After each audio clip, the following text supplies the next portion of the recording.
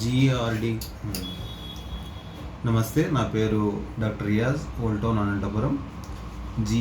GRD గురించిను indigestion form గురించి కొన్ని వాక్యాలు చెప్పమన్నారు మా మిత్రులు.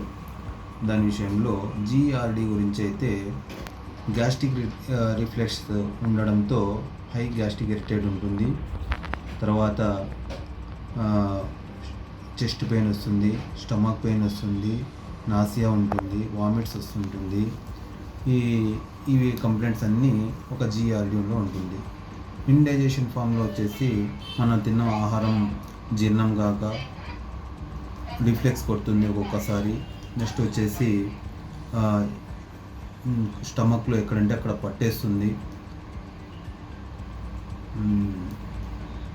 పుల్లని తేపులు రావడము, ఆ విధంగా ఉంటుంది. మోషన్ సరిగ్గా కాకుండా ఉండడము.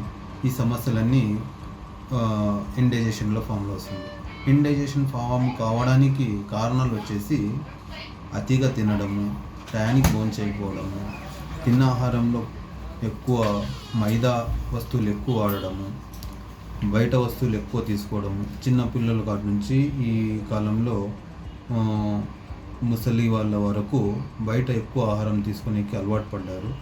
స్పైసెస్ తినడము, మాంసకృతులు ఎక్కువ తినడము, ఈ విధంగా ఉండడంతో ఇండైజెషన్ ఫామ్ చాలా ఎక్కువ జరుగుతున్నది. దీన్ని మనం బేస్ చేసుకొని ఏజ్ని బట్టి మరియు పెద్దవాళ్ళ అడల్ట్ దాన్ని బట్టి చూసుకొని మనం ట్రీట్మెంట్ ఇవ్వాల్సి వస్తుంది.